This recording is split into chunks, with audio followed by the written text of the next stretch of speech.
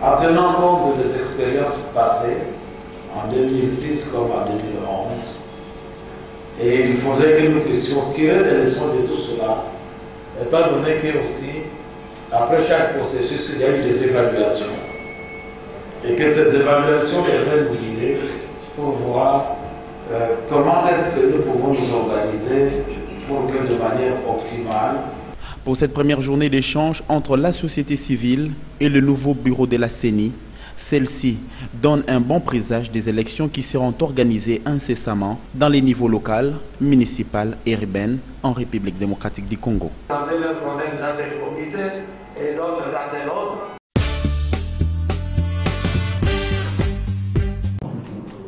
En ces jours de travail en République démocratique du Congo, les membres du Conseil de sécurité des Nations Unies ont répondu à quelques interrogations liées avec l'actualité au cours d'une conférence de presse tenue ce samedi 5 octobre dans l'enceinte du Fleuve Congo Hotel. D'entrée des jeux, ils ont loué la tenue des assises des concertations nationales qui, pour eux, serait une voie au rétablissement de la paix. Ce moment que nous avons passé avec son Excellence le Président de la République, je voudrais la résumer en deux constats. Le premier, c'est qu'il y a indéniablement une dynamique de paix en RDC et dans la région. Elle est favorisée par des réformes entreprises au niveau de la RDC. Elle est favorisée par un environnement régional propice. Et elle est aussi favorisée et appuyée par un engagement du Conseil de sécurité et à travers le Conseil de sécurité par un engagement des Nations Unies. Abordant la question de l'amnistie, les membres du Conseil de sécurité y soulignent les bienfaits. C'est intrinsèquement positif. Donc, il faut un équilibre entre les bienfaits d'une amnistie et les exigences de la lutte contre l'impunité. Et je pense que c'est ça ce que les autorités de la République démocratique congolaise essaient de faire, édifiés comme ils sont par les expériences du passé. Selon ses membres, les négociations restent la seule voie favorable qui peut sortir la République démocratique du Congo de la crise tant politique et militaire.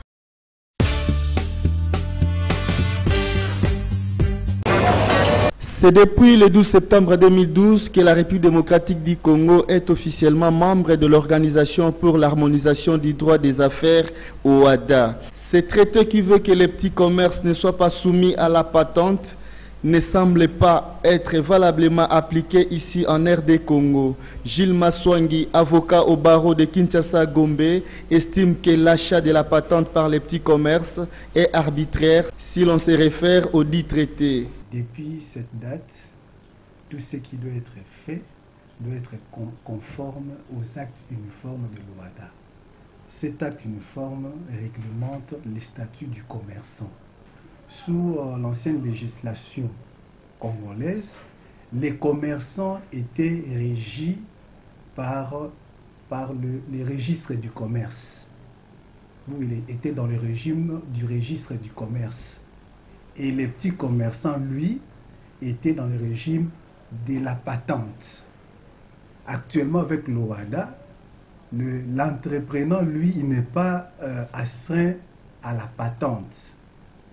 Il est plutôt astreint à un régime de la déclaration. Cet article 30 dispose que l'entrepreneur doit faire une déclaration au RCCM. Donc il doit s'amener au greffe d'un tribunal de commerce, là où il y a déjà des tribunaux de commerce, ou au greffe d'un tribunal de grande instance, là où il n'y a pas encore de tribunaux de commerce, pour aller faire la déclaration selon laquelle il est entrepreneur, c'est-à-dire petit commerçant. À la question de savoir s'il existe des critères à remplir pour devenir membre effectif de l'OHADA, Maître Gilles Maswangi est clair. Nous appliquons déjà l'OHADA. Donc on n'a pas besoin d'une commission quelconque. C'est que je sais qu'il y a déjà une commission qui travaille sur le mécanisme de suivi, mais l'État en soi est déjà dedans. Donc nous devons appliquer toutes les dispositions qui sont contenues dans les traités de l'OHADA. Cependant, plusieurs observateurs se demandent pourquoi la RDC, membre de l'OHADA, n'est-elle pas toujours prête à respecter un traité qu'elle a elle-même ratifié. La réponse sera donnée sans doute dans l'avenir.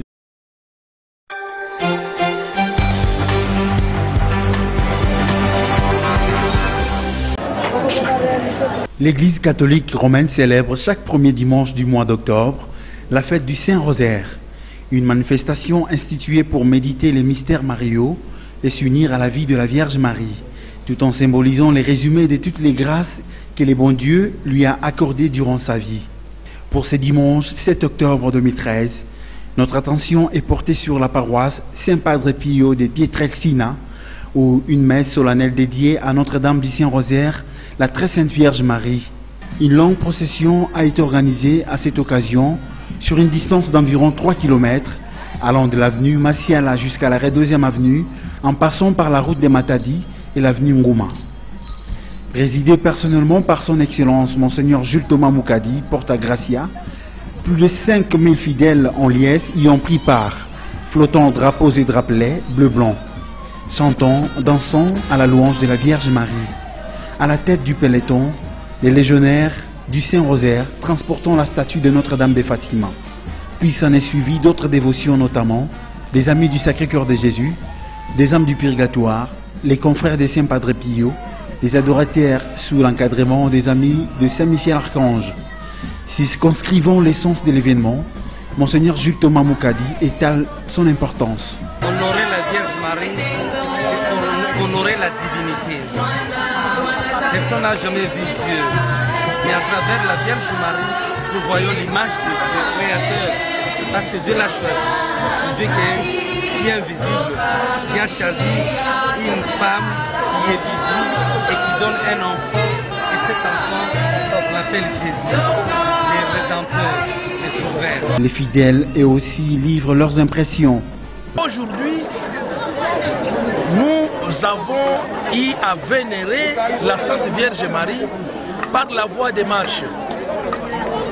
Et vous avez vous-même senti qu'il y avait d'abord un grand enthousiasme. Et puis, le ciel a répondu. On a vu beaucoup trop de pigeons pendant que les gens chantaient. Les pigeons ont fait des mouvements. Donc on a senti vraiment que le ciel a répondu positivement par rapport à l'idée qui a été lancée par l'évêque Jules Thomas Moukadi, notre père spirituel. Le rosaire dans son objet est un chapelet composé d'une croix suivie des grains ronds, gros et petits, enfilés sur une corde. Il permet aux catholiques de méditer la vie joyeuse, douloureuse et glorieuse de Jésus.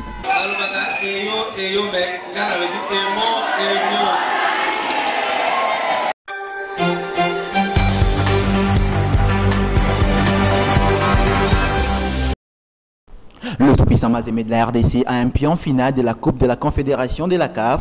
Et c'est après avoir battu le Stade malien de Bamako ce dimanche 7 octobre sur les scores de 2-1 en demi-finale allée de cette compétition. Les 2 buts du club congolais ont été inscrits respectivement par Renford Kalaba et Trésor Pouton en première période. L'unique réalisation malienne était l'œuvre de Morimaran Koïta. En attendant le match retour prévu en 2 semaines, le joueur de Patrice Carteron doit se remettre au travail afin de confirmer cette performance à domicile.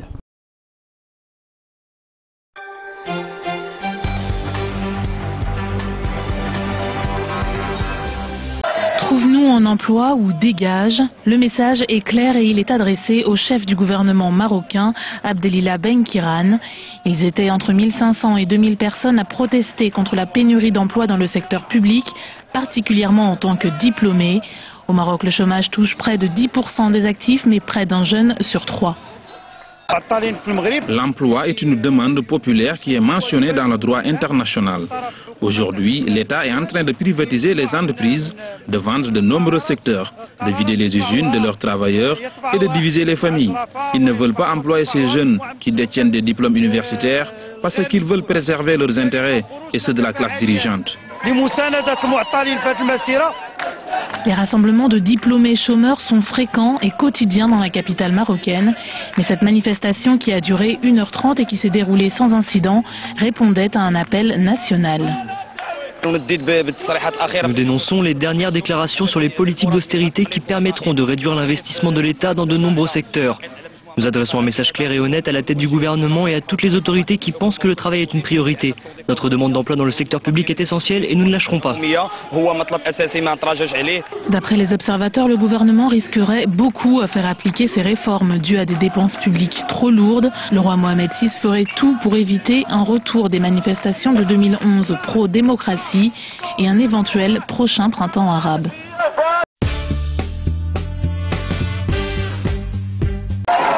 Henri Konan Bédié a été réélu ce dimanche avec près de 93,3% des voix à la tête du Parti démocratique de Côte d'Ivoire.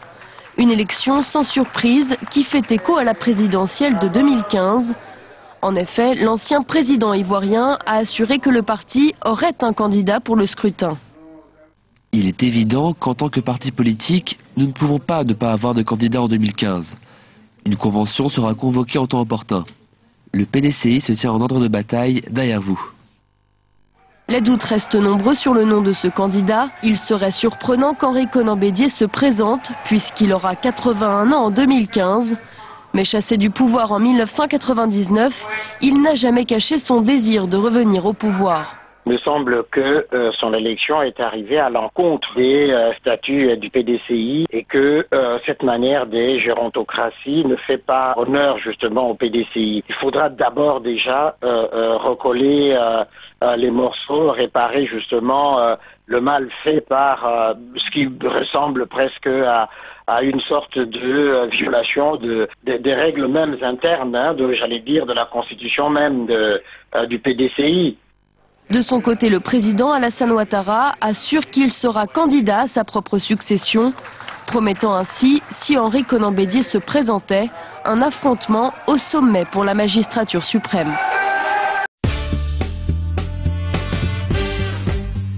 Ils sont jeunes pour la plupart, tous passionnés du sport, précisément du basketball. Leur handicap n'est pas un frein à leur épanouissement sur le plan sportif. Lyon Basket Club de Cotonou existe depuis 1994 et s'est donné pour mission d'être un espace où les personnes handicapées amoureuses du basket pourront exprimer leur talent. Ici c'est mon second monde, c'est Lyon Handisport, c'est ma passion. Je viens me défouler tous les jeudis et les dimanches avec les frères pour valoriser le handisport au Bénin. Voilà, quand je ne suis pas sur la scène, c'est un monde dans lequel je me retrouve et je me sens bien. Je jouais dans le club ASPAC, un club de valides, mais il y a de cela un an précisément, le 5 août passé, j'ai fait un accident de circulation suite auquel j'ai été amputée. Et comme le basket c'est ma passion, je n'ai pas voulu arrêter, j'ai donc décidé de continuer dans Lyon Handisport. C'est la même sensation qu'on ressent, pareil comme quand on était valide. L'équipe a déjà participé à plusieurs compétitions au niveau national et sous-régional. En février dernier, elle était présente à la deuxième édition du tournoi international de handi-basket à Lagos au Nigeria. C'est pas seulement que des garçons, c'est une équipe mixte. Il y a les garçons, il y a les filles, si vous le constatez. Et on est là pour le basket, pour la santé, pour la forme et pour des compétitions aussi. Pratiquer la passion que représente le handi-basket et surtout cultiver de meilleures relations à travers les différentes compétitions, c'est là le leitmotiv de Lyon Handisport.